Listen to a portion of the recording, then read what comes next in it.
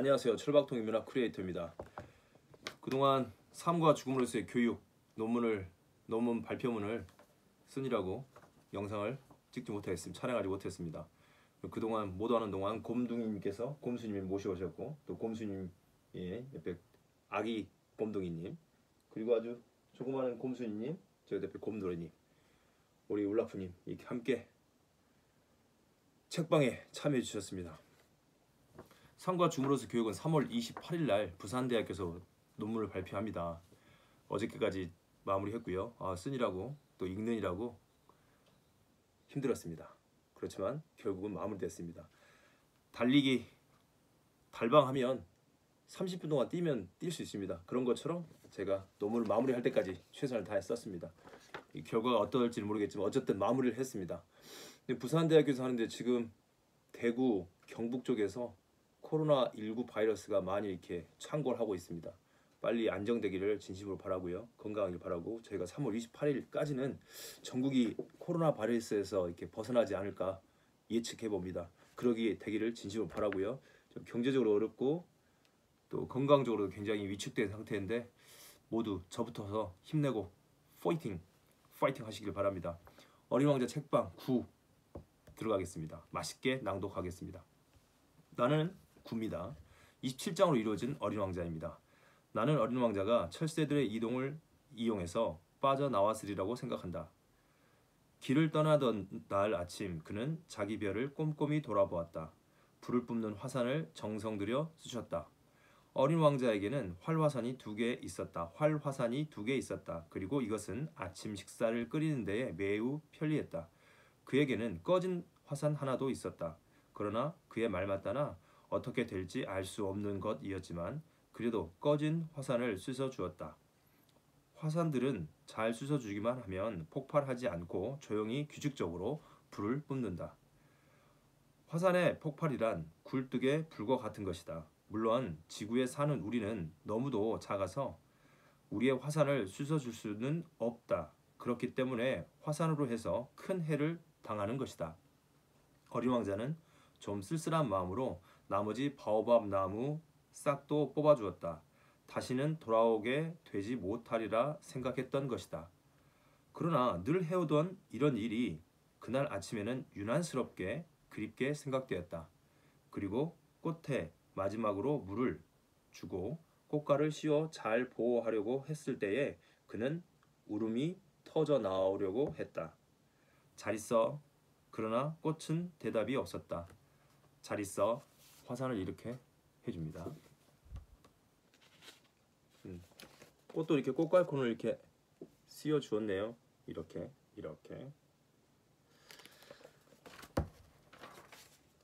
그는 다시 한번 말했다.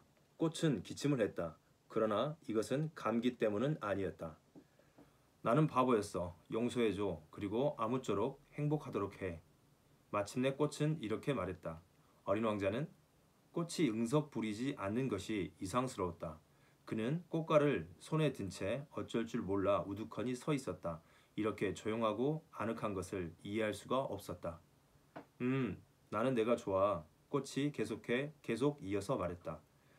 너는 그걸 도무지 몰랐지. 그건 내 탓이었어. 그렇지만 너도 나와 마찬가지로 어리석었어. 아무쪼록 행복해야만 해. 그 꽃갈은 내버려둬. 이젠 쓰기 싫어. 그렇지만 바람이... 난 그렇게 약하지만은 않아. 찬바람은 내게 이로울 거야. 나는 꽃이니까. 하지만 벌레들이... 나비를 보려면 벌레 2-3마리쯤은 견뎌야 해. 나비는 참 예쁜 모양이던데. 그렇지 않으면 누가 나를 찾아주겠어. 너는 멀리 가 있을 거고. 큰 짐승들은 조금도 겁날 것 없어. 나는 발톱이 있으니까. 발톱이 가시겠죠. 그러면서 꽃은 천진스레 제 가시 4개를 가리켰다. 그리고 말을 이었다. 그렇게 우물쭈물하지 말아요. 속상해. 한번 떠나기로 작정했으면 뚝 떠나는 것이지. 그 꽃은 우는 모습으로 어린 왕자에게 보이고 싶지 않은 까닭이었다. 우는 모습을 어린 왕자에게 보이고 싶지 않은 까닭이었다. 그렇게도 거만한 꽃이었다. 이렇게 해서 9장이 맞춰집니다. 10장으로 첫 번째 별 임금님의 별로 갑니다. 10장입니다. 어린 왕자는 소옥성 325호, 26호, 27호, 28호, 29호, 30호가 있는 쪽에 있었다. 그래서 일거리도 구하고 무엇을 배우기도 할 생각으로 이 별들부터 찾아보기 시작했다. 마치 꽃들에게 희망을 애벌레를 연상하게 하는 겁니다. 여러 가지를 배우고 싶어서. 맨 처음 찾아간 별에는 10장에 있는 맨 처음 찾아간 별 임금님의 별입니다. 임금님이 살고 있었다. 임금님은 붉은 빛의 옷감과 수달피로 만든 옷을 입고 작긴 하지만 위험 있는 옥자에 앉아 있었다. 이런 옥자죠. 자, 앉아 있었다. 아, 새 국민 한 사람이 왔도다. 어린 왕자를 보자 임금님은 소리를 쳤다. 나를 한 번도 본 일이 없는데 어떻게 알아볼 수가 있을까? 어린 왕자는 이상하게 생각되었다. 임금님에게는 이 세상이 아주 간단하다는 것을 어린 왕자는 알지 못했다. 모든 사람이 국민인 것이다. 좀 더 자세히 보게 이리 가까이 오너라. 임금님은 어떤 사람의 왕 노릇을 하게 된 것이 몹시도 자랑스러워서 말했다. 어린 왕자는 앉을 자리를 두리번거리며 찾아보았으나 별 전체가 그 으리으리한 수달피 망토로 덮여 있었다. 어린 왕자는 오래 서 있어서 피로했던 터라 하품이 나왔다. 왕의 여전에서 하품을 하는 것은 예의에 벗어난 일이니라.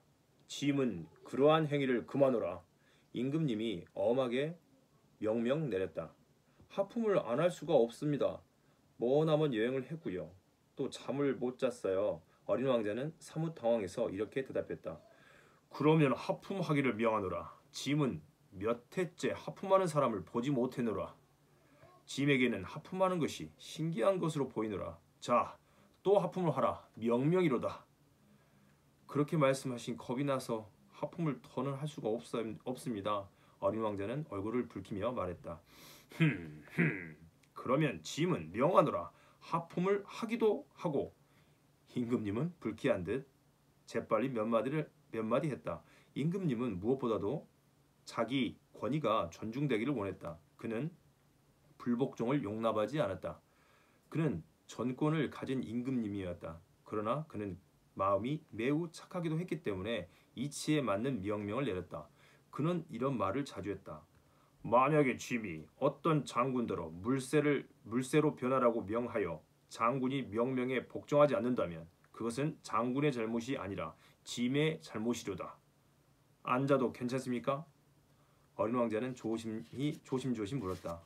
그대에게 앉기를 명하노라. 이렇게 대답하며 임금님은 수달 망토 자락을 점잖게 끌어올렸다.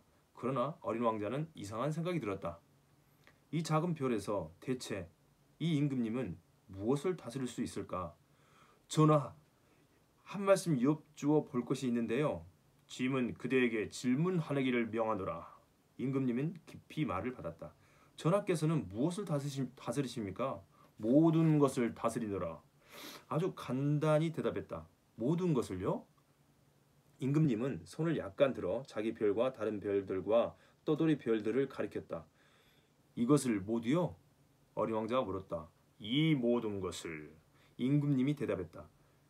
왜냐하면 그는 전제 군주일 뿐만 아니라 또한 전 우주의 임금님이었던 것이다. 그러면 별들이 전하의 명령에 복종합니까? 물론이로다. 곧 복종하는도다. 짐은 규율 어김을 용납하지 아니하노라. 어린 왕자는 이런 권능을 감탄했다. 자기도 이런 권능이 있다면 의자를 뒤로 물릴 필요도 없이 해지는 광경을 하루에 43번뿐만 아니라 72번이나 100번까지라도 아니 200번까지라도 구경할 수 있을 것 아닌가.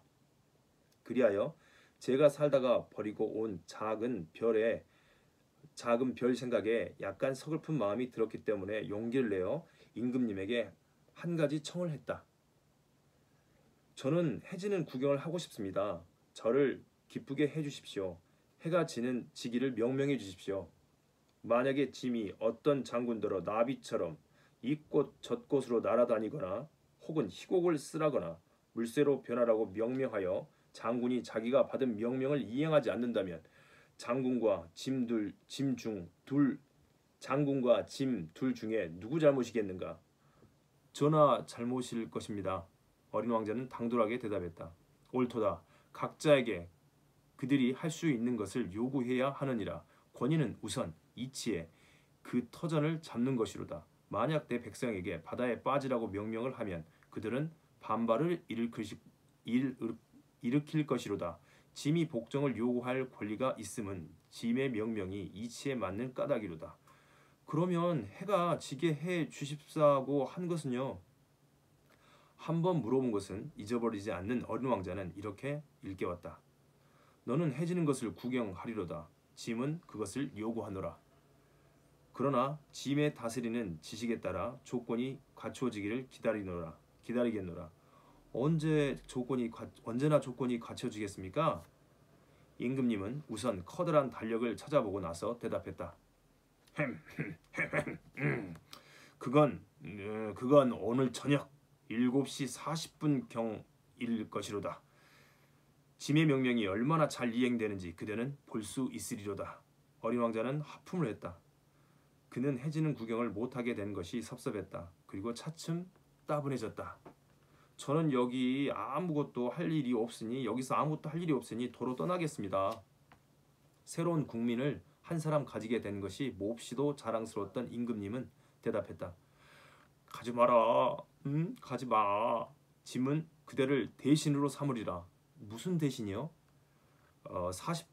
사법 대신이로다.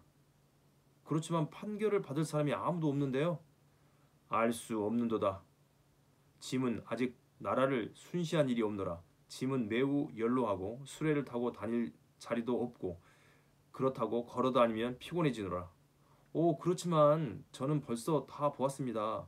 허리를 굽혀 별 저쪽을 다시 한번 둘러보며 어린 왕자는 말했다. 저쪽에는 아무도 없습니다. 그러면 그대 자신을 판단하라. 이것이 가장 어려운 일일 것이로다. 다시 한번요. 그대 자신을 판단하라. 이것이 가장 어려운 것이로다. 남을 판단하기보다 자기 자신을 판단하는 것이 훨씬 더 어려운 것이니라. 그대가 그대 자신을 잘 판단하게 되면 그대가 참으로 지혜로운 사람인 까닭이로다. 저는 아무 데서라도 저 자신을 판단할 수 있습니다.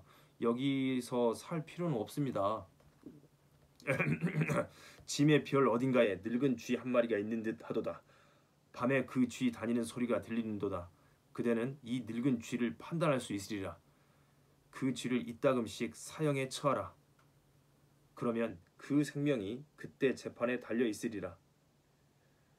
그러나 매번 특사를 내려 그를 살려두도록 하라. 한 마리밖에 없음이로다. 저는 사형에 처하기 싫습니다. 아무래도 가야겠습니다. 아니로다. 그러나 어린 왕자는 떠날 준비가 다 되었으나 나이 많은 임금의 마음을 조금이라도 섭섭하게 하고 싶지 않았다. 전하의 명령이 조금도 어김없이 이행되기를 원하시면 이치에 맞는 명령을 제게 내리시면 됩니다. 가령 1분 안에 떠나가라고 명령하실 수 있을 것입니다. 좋은 조건이 갖춰진 것 같이 생각되는데요. 임금님은 아무 대답도 하지 않았다. 어린 왕자는 좀 망설이다가 한숨을 쉬며 길을 떠났다. 그러자 임금님은 급히 소리쳤다. 짐은 그대를 대사로 임망하노라. 임금님은 잔뜩 위험을 부리며 말했다. 왕자는 길을 가며 어른들은 참 이상하다고 생각했다. 여기까지가 10장까지 내용이었습니다. 시청해주셔서 감사합니다. 철밥통인문화 크리에이터였습니다. 11장은 다음 편에 촬영하겠습니다. 감사합니다.